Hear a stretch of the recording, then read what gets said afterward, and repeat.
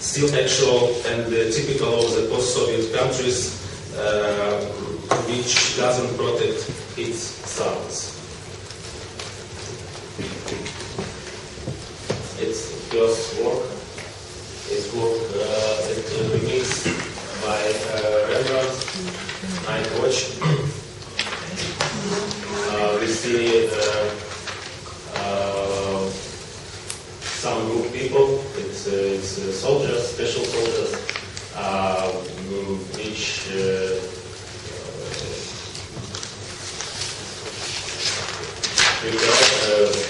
which work with some business.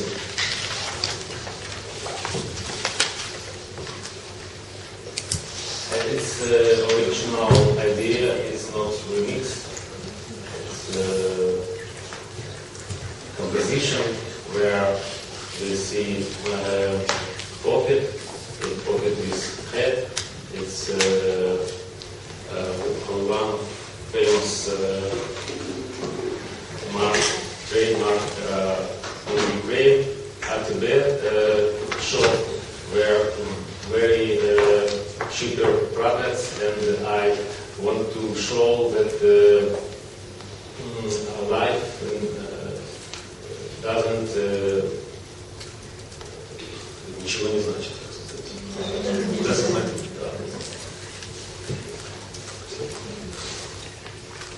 It's a typical gate on the factory.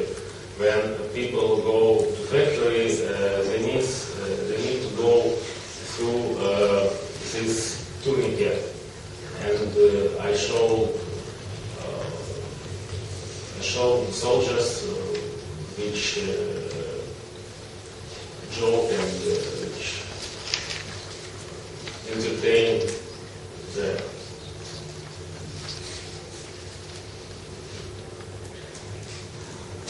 It's work about some,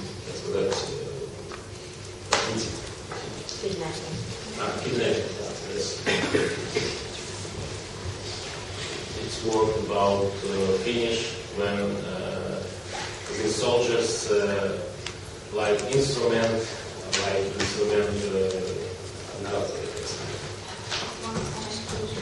one-time instrument which used, and after it they yes.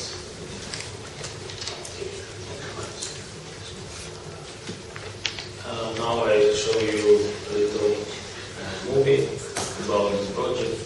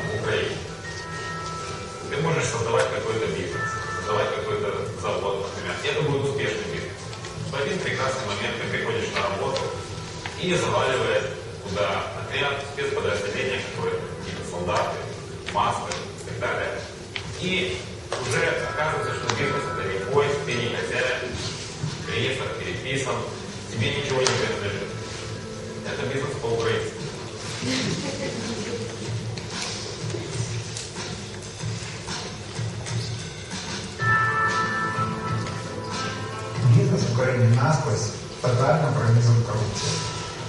Чтобы быть успешным бизнесменом, нужно быть либо политиком, либо постоянно платить чиновникам. Платить нужно за все, за разрешения, за проверки, за то, что тебя государство не будет замечать. Взятка перестала быть формой благодарности за преференцию для бизнеса. И она стала налогом, постоянной нагрузкой, которую ты обязан платить чиновнику и обязан учитывать ее в бюджете, иначе твой бизнес может стать бессмысленным. Для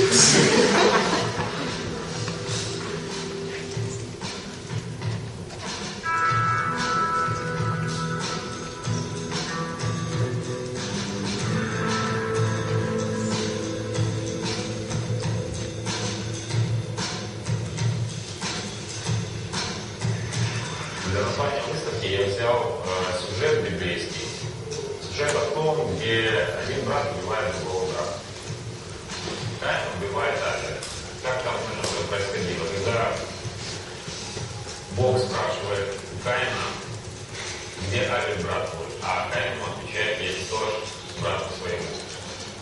И где брат твой, это вот как бы для меня такое название, которое объединяет исторически и ту коллекцию, которую я использую, и мои новые работы.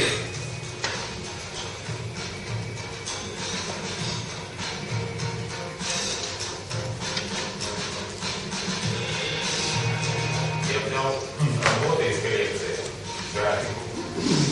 Это работа интересная художников советских, очень сильных мастеров, которые также рассказывали о каких-то конфликтах. Это конфликты между князьями, между местом, между народами.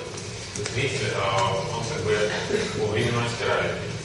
Он начинает рассматривать выставку под каких-то традиционных работ, и потом уже выходит на то, что я им предлагаю. И да, в идеале так и должно быть, что панно — это такая вот комбинация, это игра на таком очень жестком конфликте, опять же, конфликте. Мы берем праздничный материал, человек приходит, но он все такое веселое, какое-то такое, как аттракцион. А сюжет совсем не аттракцион. Это такой обман, тебе как будто раз не подрезали.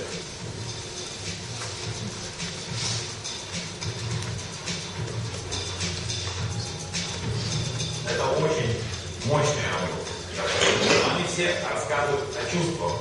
Ни одна из этих работ не говорит, почему так происходит. То есть мы, когда сами уходим в чувства, уже происходит какое-то некое ощущение безысходности. Ничего поменять нельзя. Вся эта драма, она сконцентрирована на времени после события. А мне интересна причина. Причина в самих людях. Собственность и бизнес всегда были предметом борьбы, всегда был соблазн использовать силу для решения конфликта. Но в цивилизованном обществе это осуждается. И абсолютно недопустимо участие в бизнес-конфликтах государственной силовой структуры.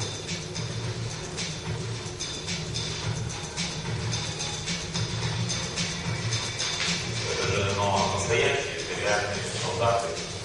Когда тебе лев позволяет передвинуть ему лапу, поставить его как ты хочешь, то это очень интересно. Вот и ты еще сможешь с него делать какие-то композиции сам, из настоящих ребят, которые автоматы держать.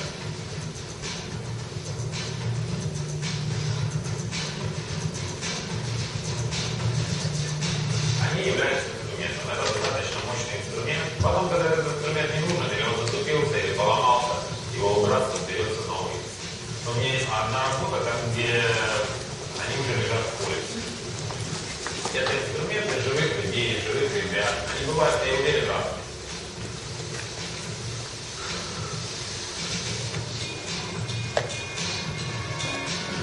Кризис сильно обесценил активы и лишил рейдерства как бизнес финансового смысла. Экономика складывается только для того, у кого есть доступ к административному ресурсу и правоохранительным органам. Поэтому сегодня бизнес опасается рейдерства только со стороны власти.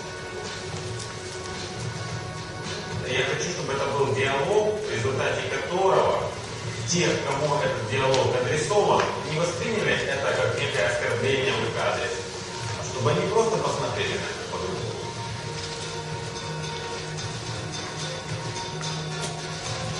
Это такой очень хороший вопрос вообще исторический. Где брат? Кто наши братья? Почему мы все время своих братьев убиваем? Когда мы перестанем их убивать? Когда мы начнем как-то созидать, что-то делать?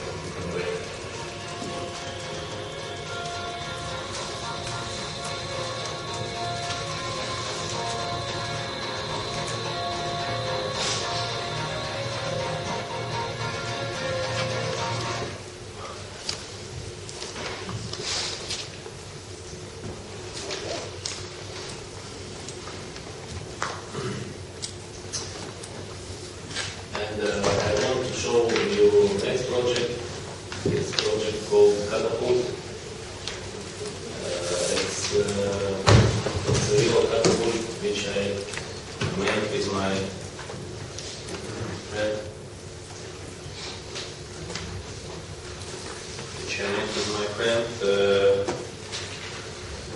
Who works on the big factory.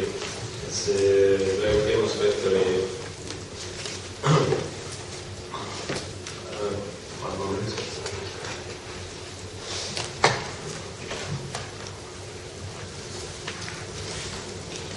On his work, I collaborated with rocket engineers of Soul's engineering factory, which is situated in Dnipropetrovsk. In Soviet times, it used to be one of the three biggest rocket and satellite plants in the world.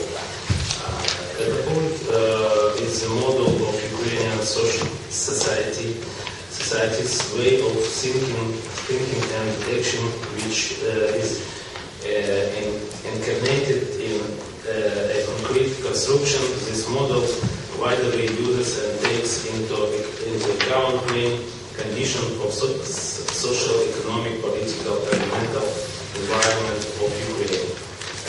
This environment doesn't provide any opportunity for civilized decision.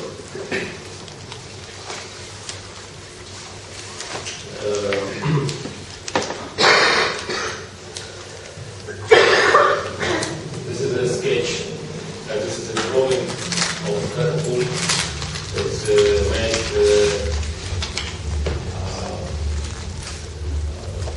the wall below the rocket model. It's real rockets which made this big factory. This is the model. It's a model of scale 1 to 10. And this is the realization of this project in Lublin, Poland.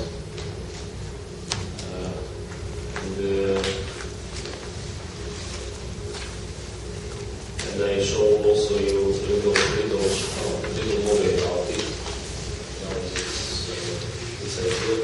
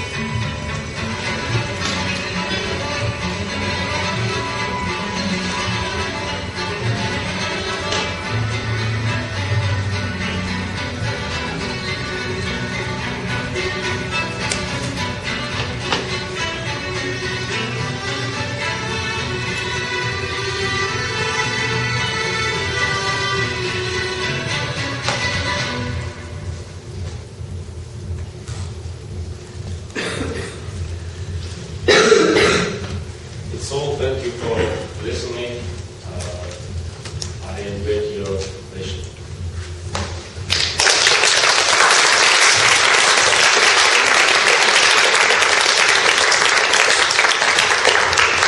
Thank you very much. Yes.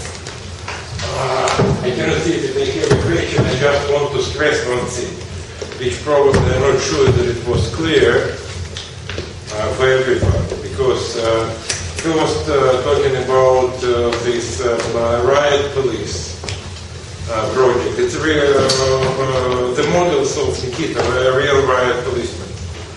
And this particular unit played horrible role during the Maidan Revolution, because these people from this unit were killing people on the main square in Kyiv. And the second point, which is very important, this catapult is not just a metaphor.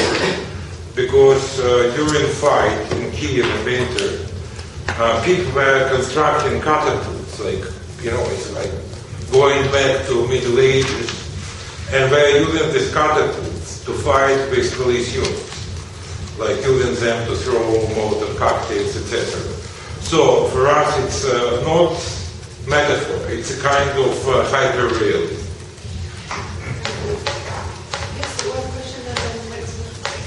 Did Berkut use any sort of special permission to participate in the project?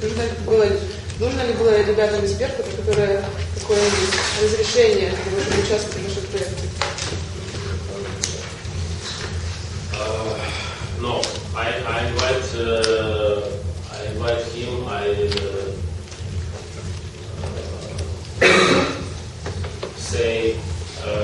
I said him. Top manager that I need soldiers for some art projects like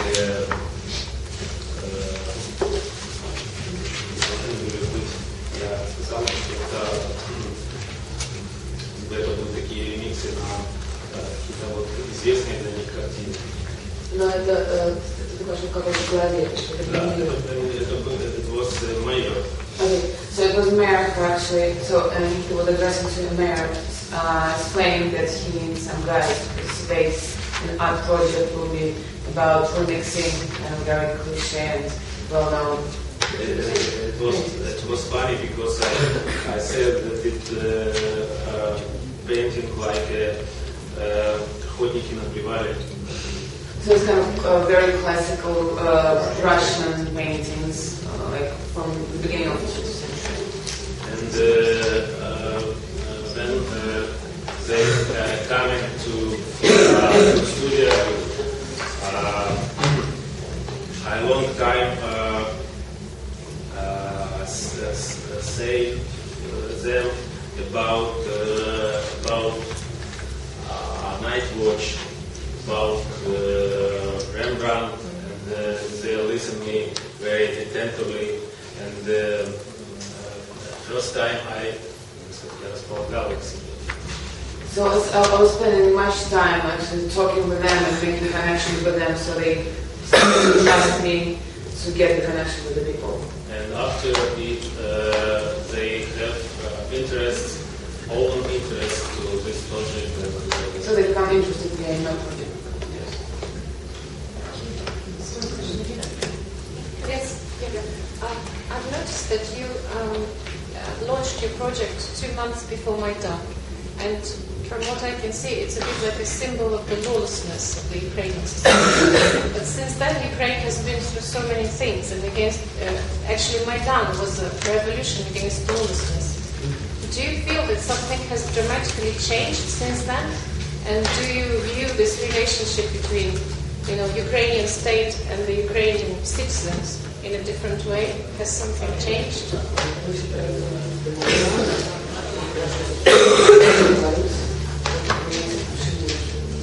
Perhaps we could save this question for our roundtable discussion and everybody could respond to this, because I think it's a bigger question.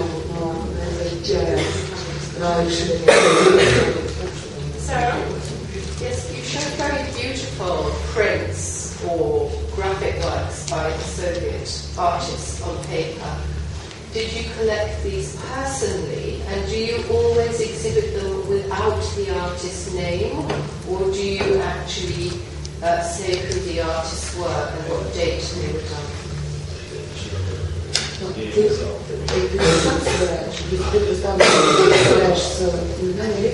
Yes.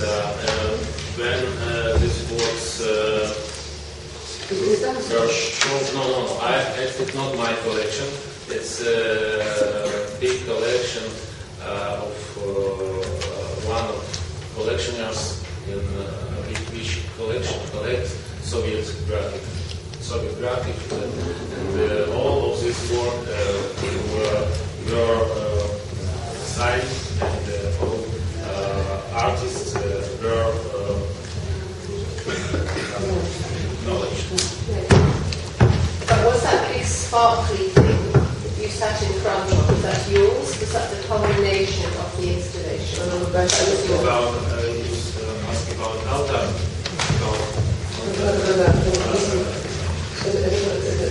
It's also on my work. Yes, it's work built from Happy New Year decoration. Christina? I was fascinated. Thank you very much. Can I ask, what was the reaction of the policeman and the mayor to the finished works? Как они реагировали на произведение? Unfortunately, I didn't see there after we work, and I know one of this one of this person went to exhibition and him very impressed. Yes. Thank you. We'll come back to this very important question about what after our final presentation in this session. Thank you.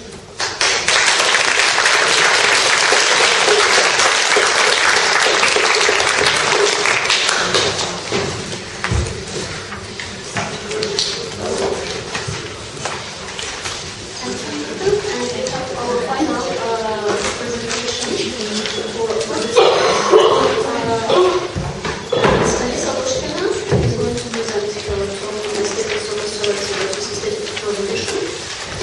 Alisa is Executive Director of National Cultural Artistic Concepts with International and Editor-in-Chief of the journal Art Ukraine. She is the co-author of the research plan Zero, History of Ukrainian Art from 1988 to 2010.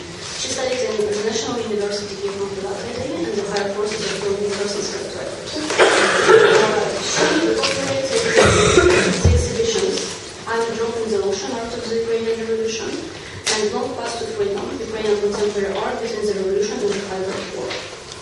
She was also the director of the documentary film Who is Without the Sin about the Ukrainian ex-president's academic detention in Europe.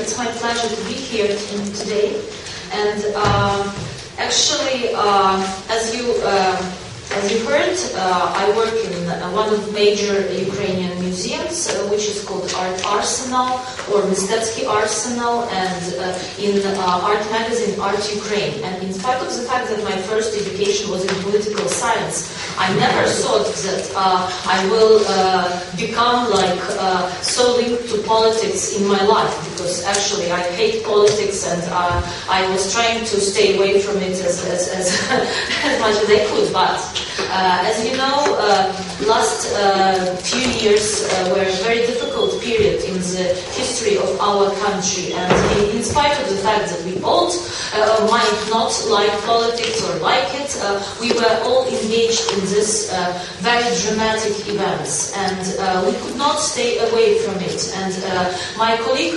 Courtauld will tell in detail about our major exhibition that we organized together. It was called I'm a Drop in the Ocean, which we showed in the Künstler House in Vienna and in Courtauld Museum of Contemporary Art, and that focused on the art of Ukrainian Revolution. And both artists who were speaking before me, they participated in this exhibition and showed their works that were related somehow with the topic of Ukrainian Revolution. But the topic of my speech today is a bit far from that exhibition, but it's very close to the topic of Ukrainian Revolution, because it relates to a very different and difficult problem to the problem of the difference in aesthetics.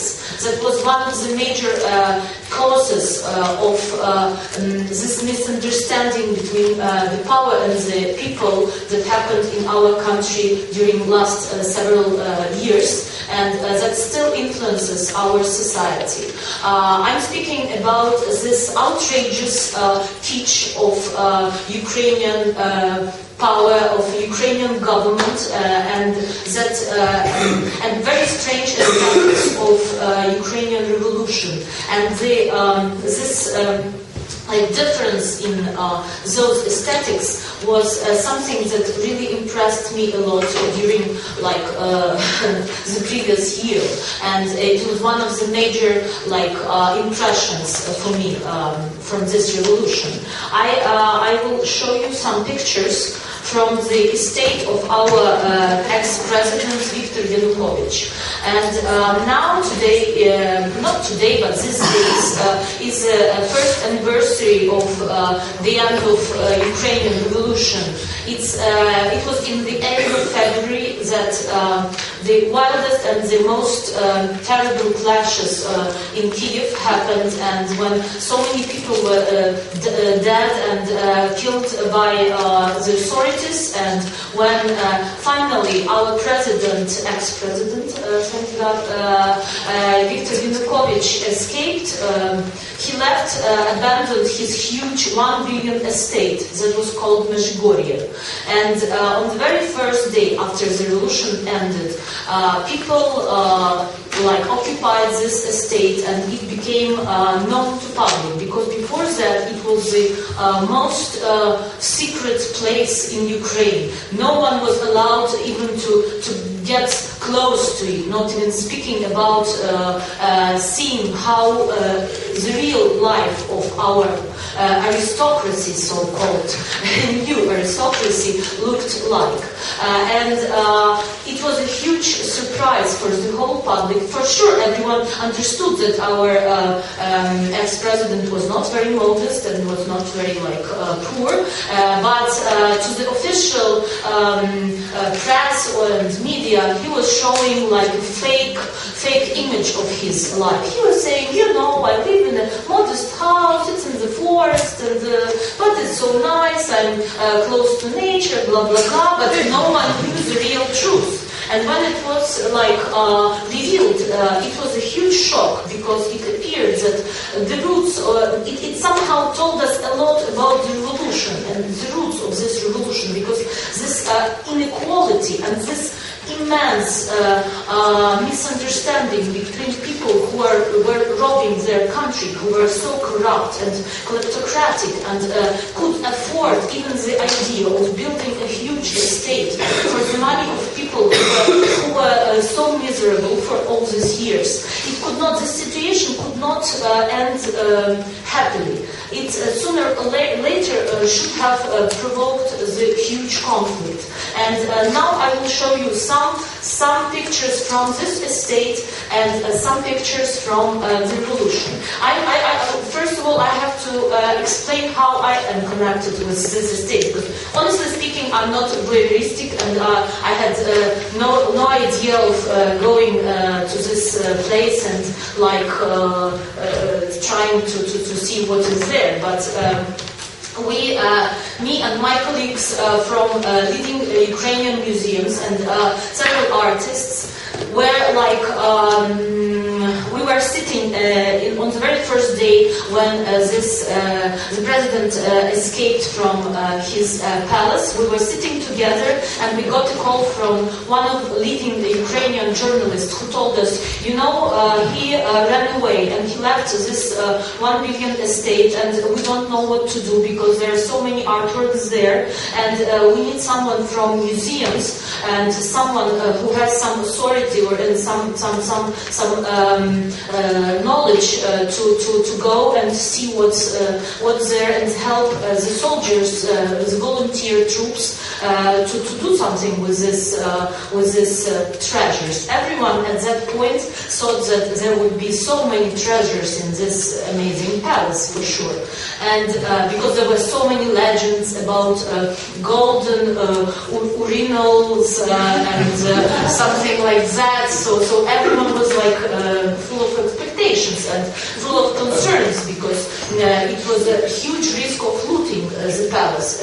As we all know, revolutions are not only like festivals, they have some negative sides as well. So it happens that I was the only person who had this, official document that I was a representative of some power. I don't know what power could be in the days when there was no power at all. But I at least had some documents, and we happened to go to this Medjugorje palace late at night, and it was extremely interesting experience because can you imagine a huge palace full of volunteer soldiers, some strangers who don't understand what's going on, who are like very stressed, and this palace is so like strange, and it's so full of some buildings and so-called treasures, hidden treasures.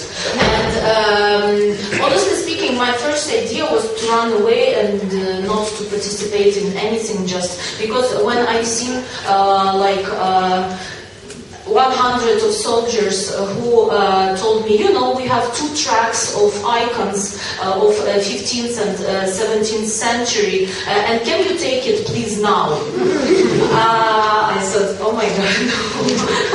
That's not the best idea. And it was really true that some artworks were prepared for evacuation, because the president, ex-president, he meant to take all his possessions with him, but he didn't manage to take it all. That's why some of the artworks were left. And they were abandoned, and they were packed and prepared for evacuation, and the soldiers, they didn't know what to do, because there were some golden items among the other things, and some coins and some icons. Everything looked very expensive, and everything was shiny. You will understand now. I will show you some aesthetical side of this authority for you to understand that for common people, for soldiers, for volunteers, it looked like something extremely valuable. In spite of the fact that deep analysis, when we started working with this, showed that mainly it was very cheap and costed nothing. It was just like kitsch and some useless stuff. But it looked very impressive, and we decided. First I wanted to run away, and then I realized that these people, those volunteers, they really needed help, because the risk of looting the place was really high, and it could add to the negative informational some effect, and we didn't want it to happen. We wanted everything to be civilized. We want to show that the new power, that the revolution had not this face of marauders, that it had normal civilized spirit, and that's why we joined with my colleagues from leading Ukrainian museums. Those were National Art Museum and Museum of Russian Art, and we have been working in this palace for almost a month, because it was very complicated to work there, and we were trying to find some artworks and to preserve them, and we managed to do it, and we found, among other very kitsch objects, several really expensive items, and really not even, it was not so important that they were expensive, they had really some cultural value. So that's how we happened to be in this palace, and that's why we somehow witnessed this very strange aesthetics of Ukrainian ex-government. And it's always interesting to stare at someone else's window, but this time we have to do it, because it concerns not only just curiosity. It's a matter of very important political issue.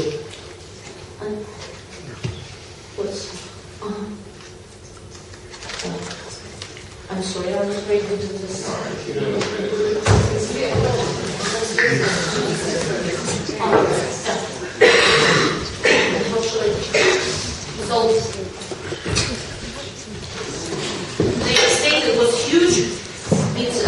had some 40 hectares of land or something, or 140 hectares, something immense. The land was stolen from the government. It was partly legal, very corrupt story, and it had so many buildings on it, and even the boat, which was used for like parties and drinking and something.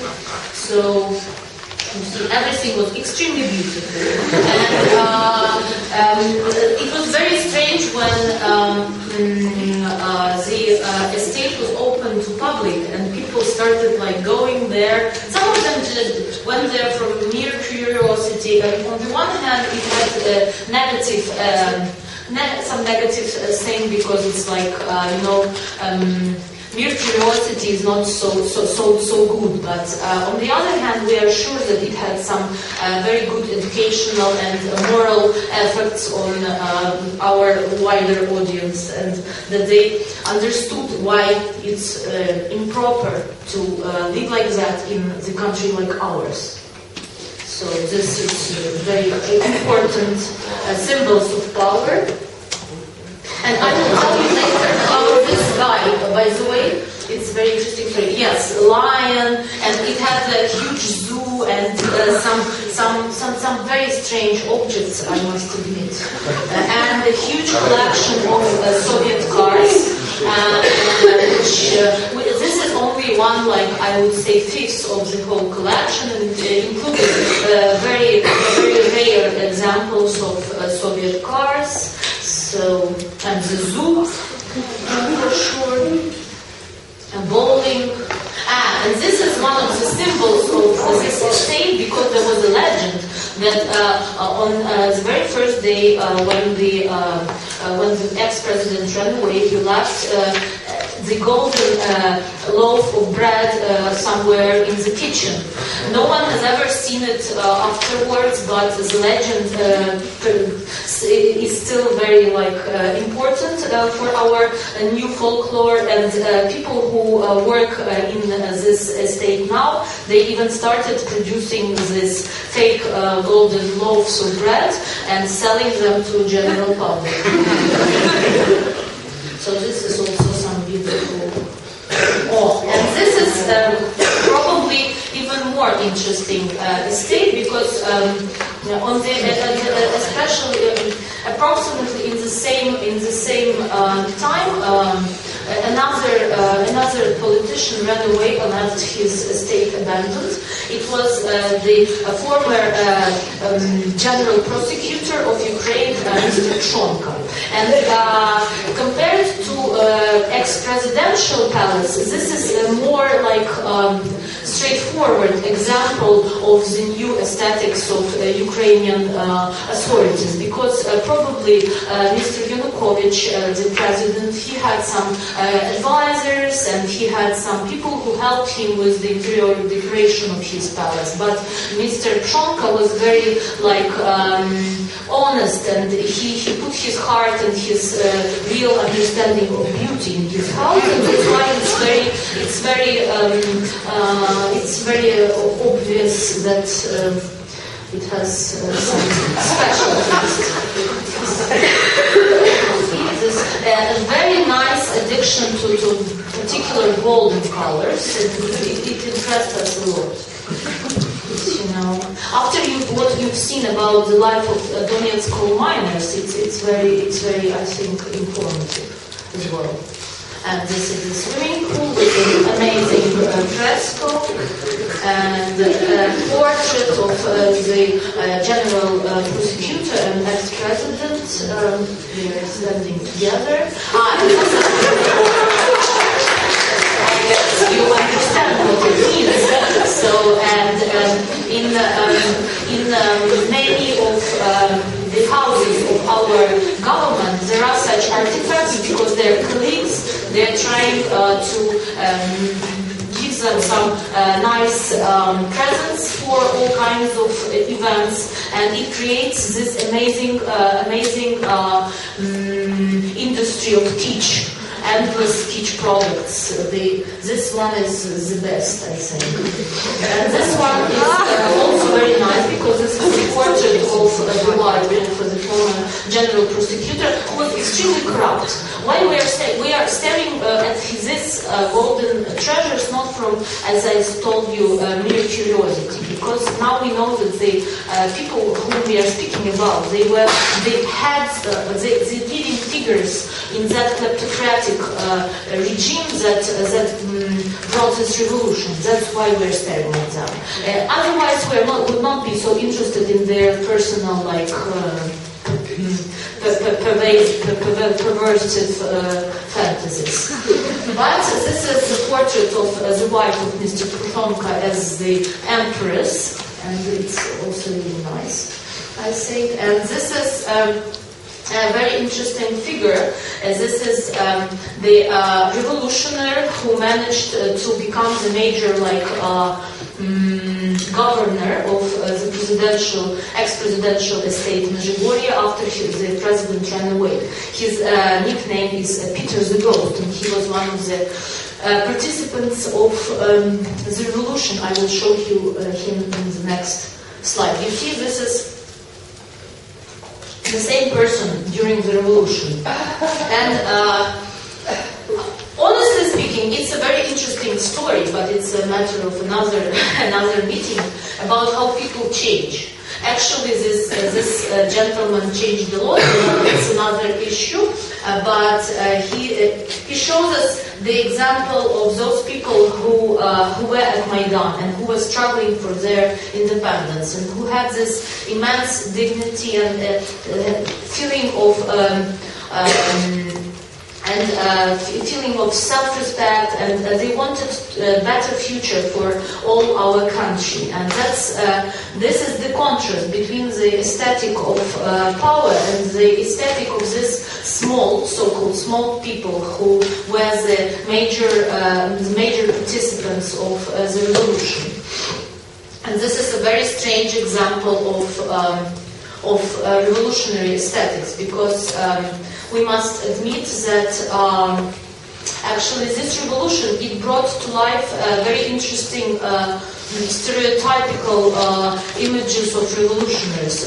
Some of them were very post-punk and very strange. The fashion, the so-called street fashion of the revolution was extremely strange and peculiar. And I will show you other images. All those photographs are made by Alexander Chikmenyov, another participant of our exhibition I'm a Drop in the Ocean, the artist from Donetsk region as well, and quite famous Ukrainian photographer. So you see this. I wanted to show you how this, like, outrageous kleptocracy is like gives birth to this violence, actually. And this is the tragedy of our people, the tragedy of our history, and the truth of our history. And these are, by the way, the Berkuts, whom you've seen on the works of Nikita Shalenny, the members of riot police who were fighting with the revolutionaries. They are just behind those shields. Another revolutionary.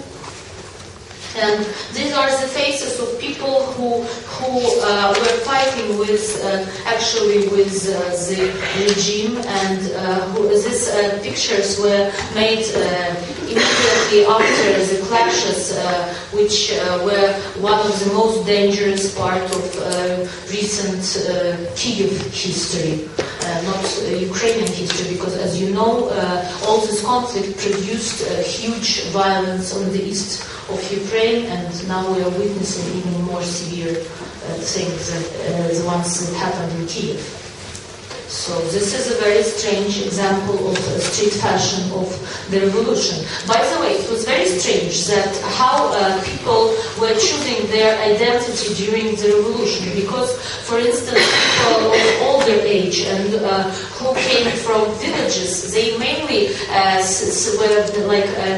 they mainly chose some costumes from ancient Ukrainian history. They were trying to reinvent history for themselves. They were using like mustaches, some strange heads, some strange outfits, more like folklore kind of outfits. And people from younger generation, they were more looking like I don't know, the Lord of the Rings thing or something like that. They were openly citing some mass culture and some codes from mass culture, computer games, popular movies, and it was it's a very interesting issue. I think it's worth some further study.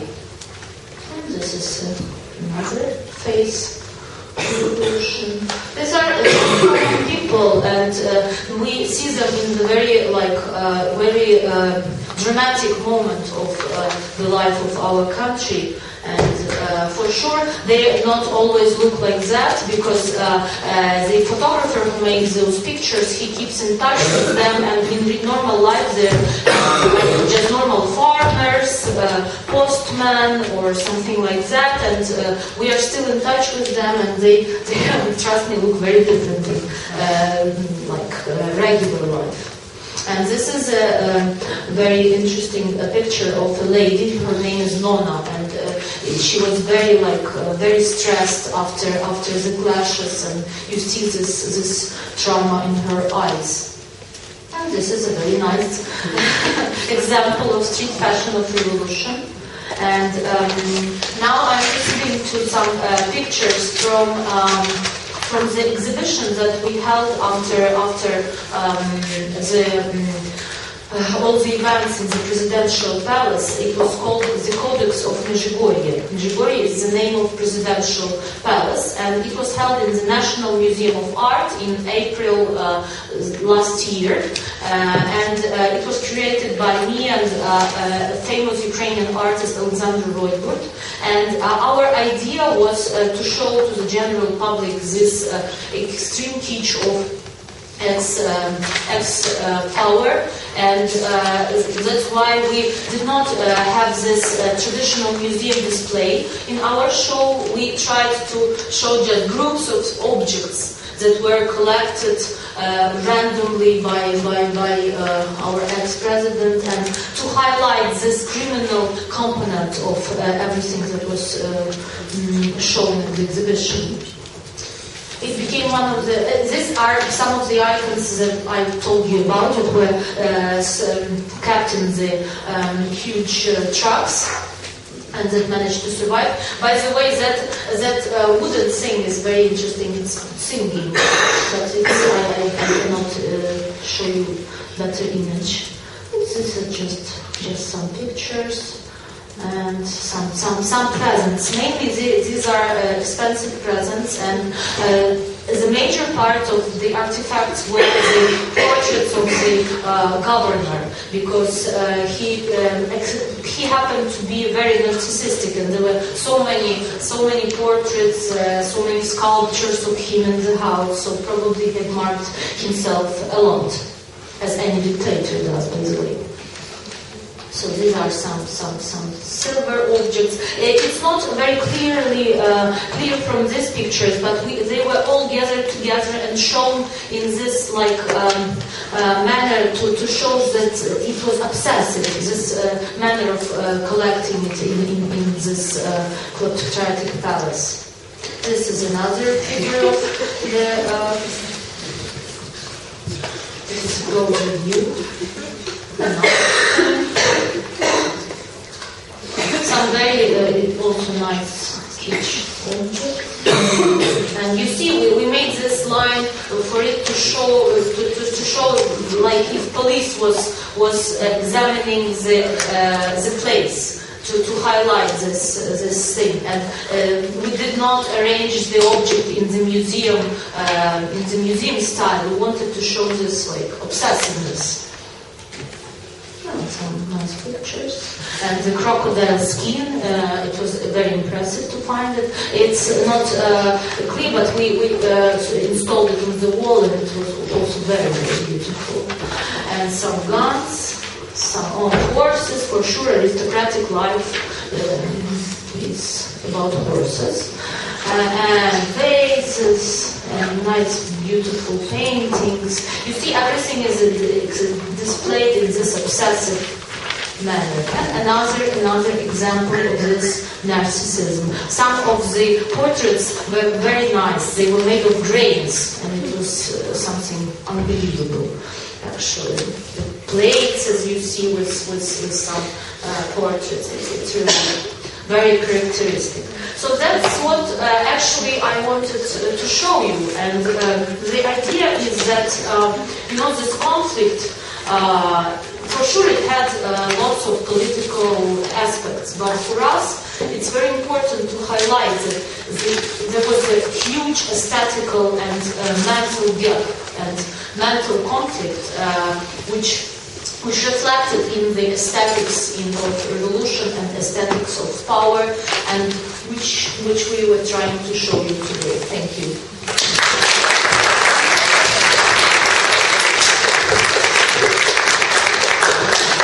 Thank you very much. I'll just take maybe one or two quick questions relating to this presentation, and then we're going to open out to a panel discussion. Patricia, and Constantine. Yeah, so I felt that the subject of your critique was the style or the quality of these artworks, and not the base. And I felt that you maybe think that a collection of Giacometti's and Gian Bologna's based on the same corruption and exploitation would be acceptable.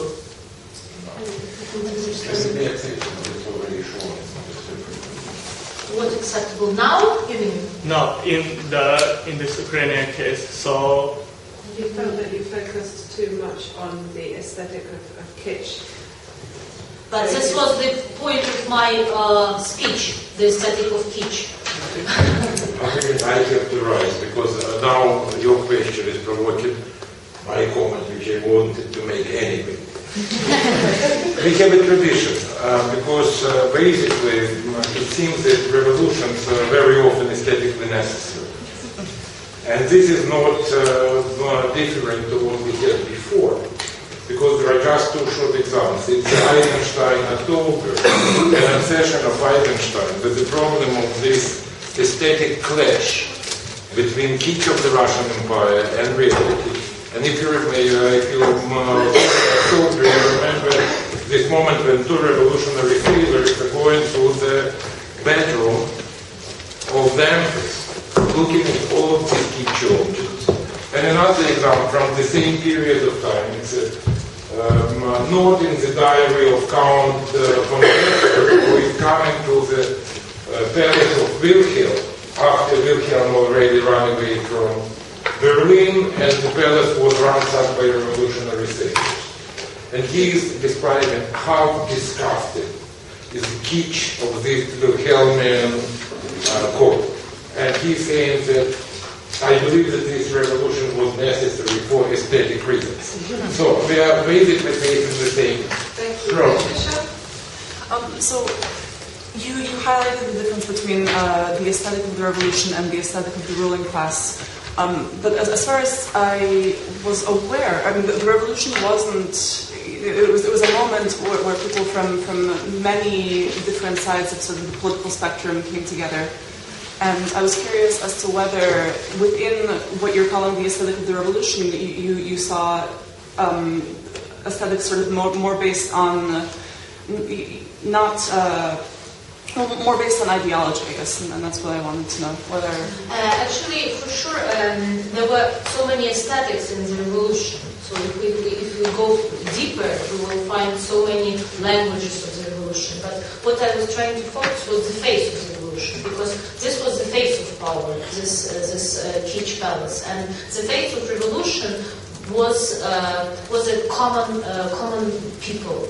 This revolution was not related in the minds of people with like politicians ideological some stuff, even not with some mottos. It was mainly related to the fate of a random man who came to the central square of the capital of Ukraine, and in -30, literally, was in very violent surrounding, was fighting for his dignity. This was the face of the revolution. Sarah? I mean, a corroborate what Constantine says, though, is that this is absolutely typical of what happened all over the whole world in terms of both socialist realism and this kind of fake 18 stuff. But what I wanted to ask you was, firstly, did you write a catalogue or were there any critical essays at the time?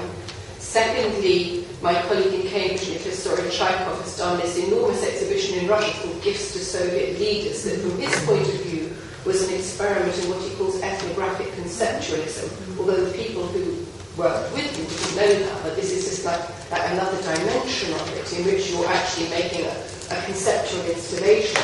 But the third thing is, in terms of sort of basic socialist realist history, some very simple poor people working in ceramics factories were obviously asked to do that. I mean, these are also simple poor people.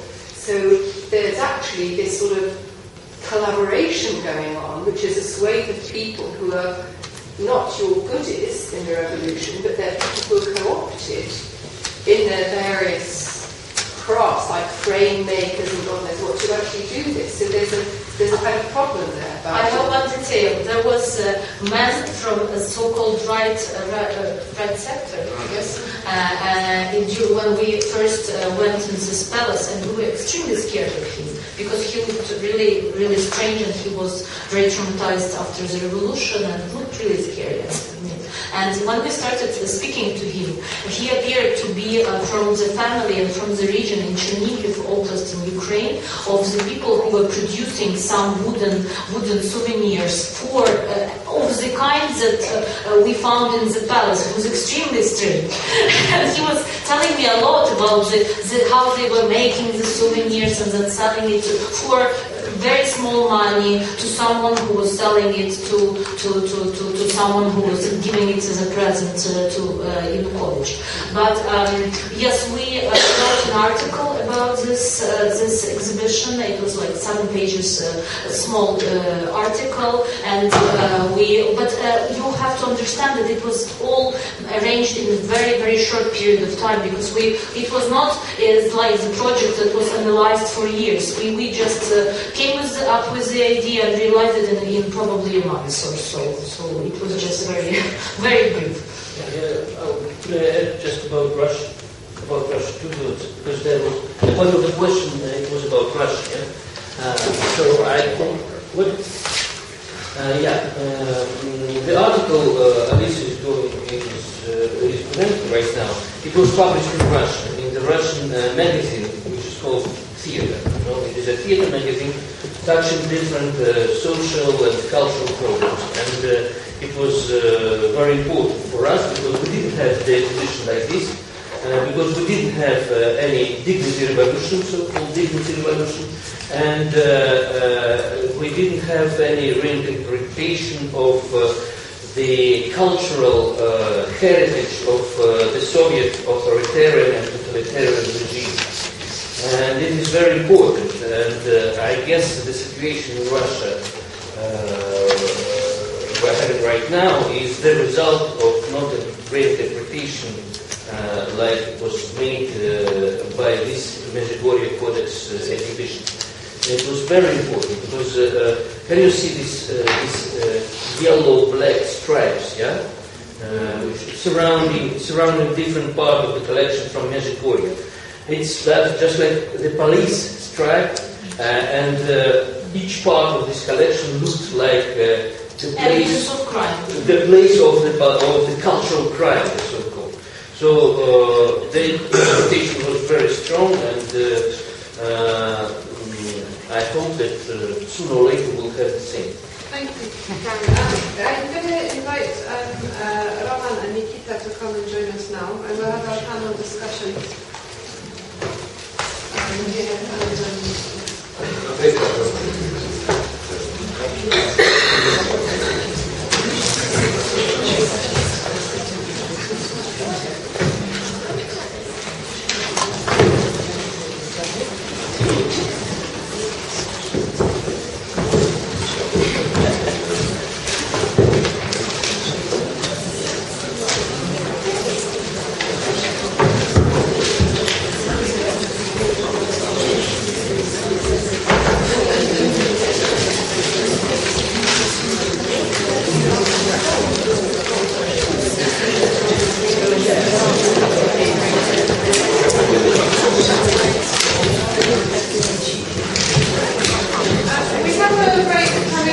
those of you who are trying to escape, if you just stay for an extra half an hour of discussion, then you can escape, unless you desperately need to right now.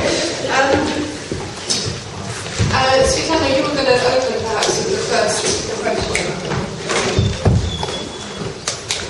Okay.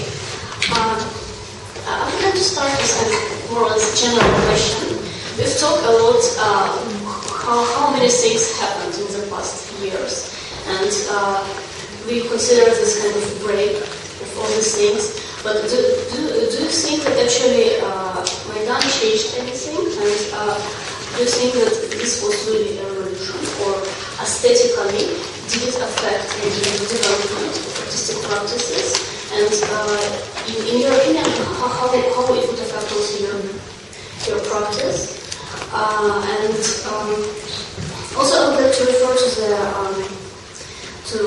the subject of Nikita with Berkut, for example.